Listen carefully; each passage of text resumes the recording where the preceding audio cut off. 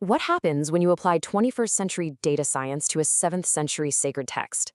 Well, today we're diving into exactly that. We're going to explore the Quran's digital anatomy. Now, this isn't about interpreting meaning in the traditional sense. It's about analyzing its very structure, the raw data that's been hiding in plain sight within its verses, its words, and even its letters. Let's jump in. So that leads us to the big question, right? What exactly is the numerical anatomy of the Quran? This is what we're here to unpack. And the methodology we're about to walk through is designed to answer it by looking only at the text itself. That means no outside interpretations, no external coding systems, just the pure, unadulterated data of the scripture.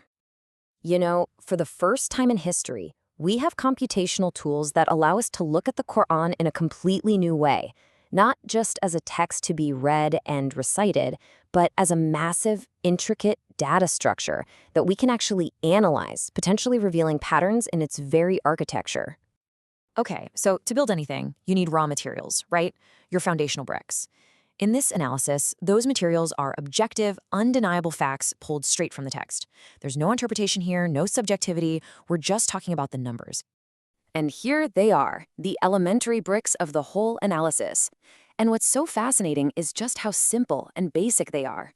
We're not talking about complex theological theories. We're talking about simple counting. Things like, what's the chapter and verse number? Where is this specific word located? How many letters does it have? How many times does a word show up?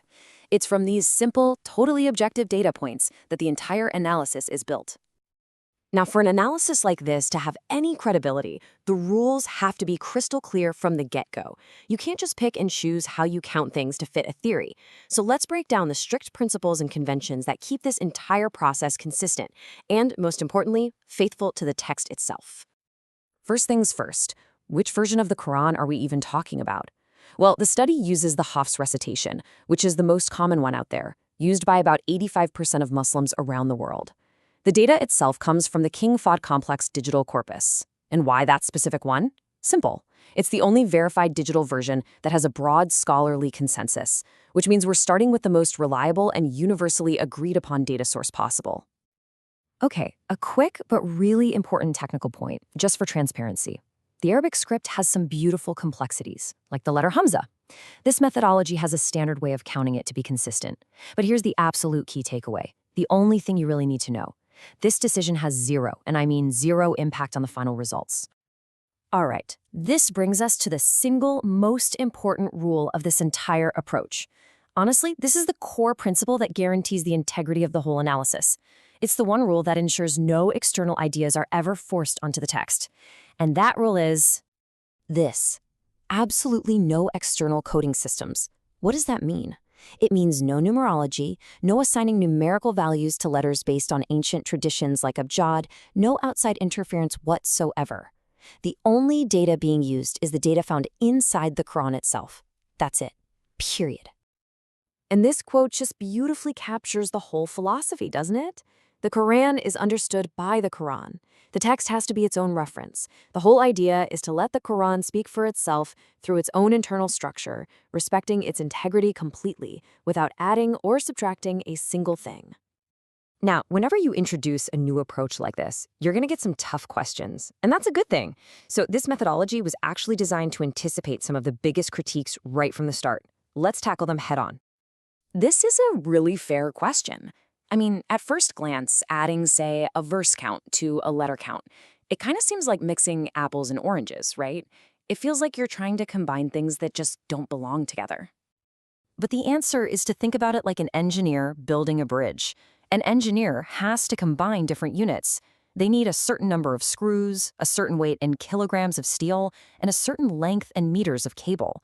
You have to look at all of it to understand the full inventory.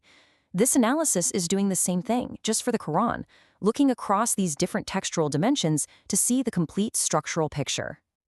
Okay, here's the second major critique you often hear. If there's a real pattern here, shouldn't it work everywhere? For every single word, every single verse in the entire book? I mean, if it doesn't, is the finding even valid?